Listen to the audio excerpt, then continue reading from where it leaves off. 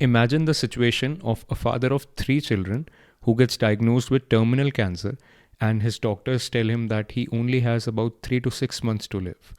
With his oldest kid only about 5 years old at the time, this is exactly the situation Randy Pausch found himself in September 2006. He was a professor in the Carnegie Mellon University in USA, and while he did pass away almost a year after his diagnosis, he left behind a rich legacy of some 50 odd beautiful life lessons, not just for his kids, but for all of us actually, in the form of a beautiful book called The Last Lecture. Now, I genuinely feel that this is one book that every father would be proud of. This is one book that everyone should read. Not just fathers, not just mothers, not just kids, not just teachers, not just students, everyone. So what I'm going to do in today's video is feature 6 life lessons from this beautiful book. But I genuinely feel again that this is no substitute to reading the complete book for yourself. So make sure you do just that. Of course, if you want to check it out via Amazon, there is an affiliate link available down below in the description. If you buy via that link, it helps support the Unlearning Playground in a big way. So like this video, subscribe to the channel if you haven't already, and let's get started with the first life lesson, leadership.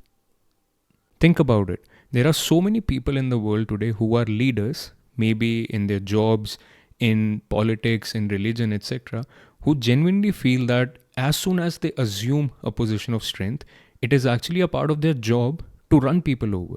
Not run people over literally, but almost as if they dehumanize everyone who is below them. I've also heard people talk about other people who are under them, in the form of resources. They talk about people as if they are not human beings, but resources who they are supposed to squeeze work out of. And that is such a pitiful way of looking at leadership, isn't it? And that is I think something that Randy Pausch is alerting his children against and alerting all of us against. Just because you're in a position of power doesn't mean you have to run people over. In one of another chapters of his book, he alludes to leadership in a very beautiful way again.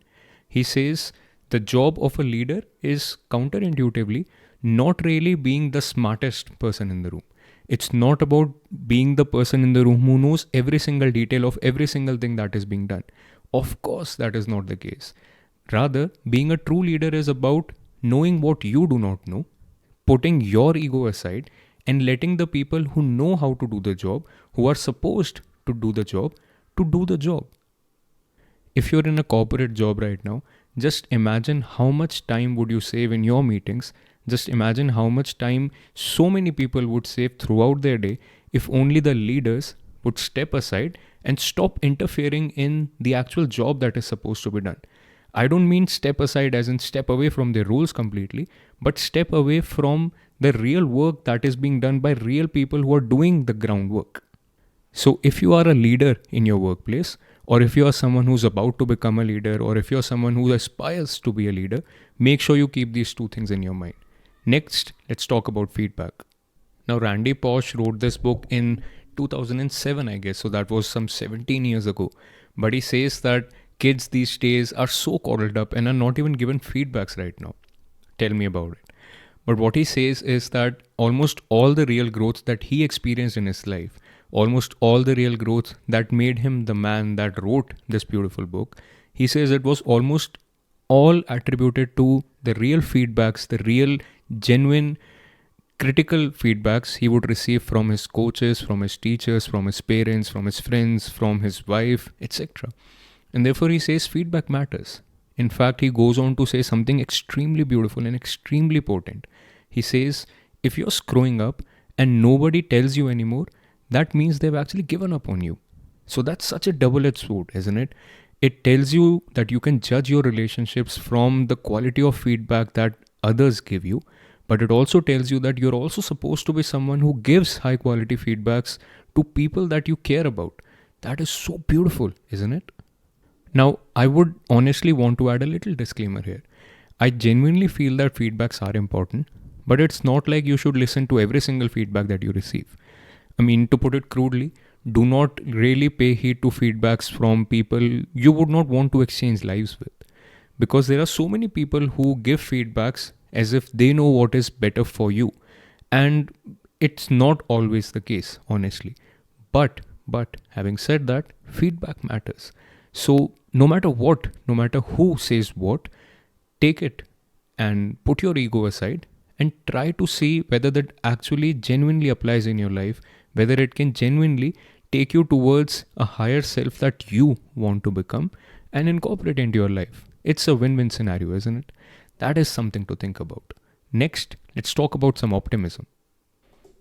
Who better to receive some advice on optimism from than a father who got diagnosed with a terminal disease, isn't it? I mean, quite honestly, this book reeks of optimism. Even in the very initial chapters itself, he says something which is very beautiful, very potent. He says, no matter how bad your current life situation, you can always do something to actually make it worse. And by the same token, you can also do a lot of things that can actually make it better. Now, this is someone who received such a devastating news, and I'm sure it would have wreaked havoc over his personal life. But he did stand up and he did do a lot of things in that 1 year which he can be genuinely proud of. Which he can be genuinely proud of not only as a father and a teacher, but as a human being. And that is such a serious life lesson in optimism. No matter how bad your situation, there are a lot of things in your power to actually make your situation better. Now that is a perspective to act on. Now I have 3 more life lessons that I will still feature from this book today. But before I do that, I have 3 requests to make of you. Like this video if you haven't already, subscribe to the channel if you haven't already, and share this video with your community. In fact, you can share it after we are done with the 3 remaining life lessons. So let's get on to the life lesson of teamwork now. Throughout the book, Randy actually features a lot of personal anecdotes from his life, from his personal and professional life, to impart the life lesson that he wanted to impart to his kids. When he was talking about teamwork, he gives a story I do not remember the exact details of, but it was something to the tune of he had one of his students in one of his research teams who was an extremely smart guy, but for some reason he would not make other people in the team feel welcome. And that is what rubbed Randy off. He approached him and he goes on to say that I told him that being smart is not enough. I know you're smart, but being smart is not enough. You have to be in the team to the capacity of making other people also feel welcome in the team. And that is such a simple and a powerful way to talk about teamwork, isn't it? All of us work in teams, one way or the other. And none of us like to be around people who make us feel as if we are, not even humans, who make us feel as if we are resources, who do not make us feel heard or feel seen or feel happy, to put it simply. And that's it. If you want to be a team player, make sure that everyone in your team feels that way. Or rather, make sure that none of the people in your team end up feeling alienated because of your actions. And that's plain and simple teamwork. Now, the next life lesson that I'm featuring from this book is actually something that I've been practicing for quite some time now, but I had forgotten that I read about it firstly in this book. The life lesson is leave handwritten notes for others. It sounds a little odd, but what he genuinely means is leave genuine notes of appreciations for others, and if you can, make sure that they're handwritten. Now, I don't know if you relate to it or not, but I definitely do. Receiving a genuine handwritten note definitely feels like a little bit of magic. It definitely feels like this person actually appreciated me to the extent that he went on to take the pain of leaving a handwritten note. Because in this day and age, it's just so easy to, computerize everything. And a genuine handwritten message of appreciation is, I think, more human. Maybe that's the romantic in me talking, but definitely it was also the romantic in Randy Pausch talking, and I love him for having written that for his kids. Which brings me to the final life lesson I'm featuring from this book today, and that is be like a child. In one of the chapters of his book, he talks about getting in touch with your crayon box. What he meant was, as a child, he used to love crayons, and as an adult, he would always keep a box of crayons with him, and simply sniffing those crayons would take him right back to his childhood. And I love him for saying that, because when I read this in his book, this is a few years back, I started to keep a ball with me always. Because these balls would always take me back to my childhood, when I feel life was simpler, when I feel life was more playful.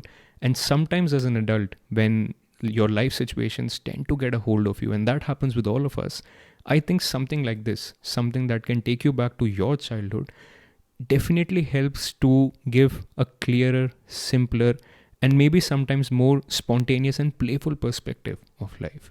And that is such a powerful life lesson to leave with your kids. I don't know if you remember or not, if you are a regular subscriber of the channel, in episode 2 of season 2 of my podcast, I actually talked about being more childlike. I actually talked about how being more childlike is something that every adult should actually strive towards. And I think now that we're done with the life lessons from this book, that video is what I would recommend you to go ahead and watch now. So that's it. We're done with today's video. Make sure you like this video. Make sure you subscribe to the channel if you haven't already. Make sure you share this with your friends and family. And I'll see you in the playground soon again. Until next time, peace out.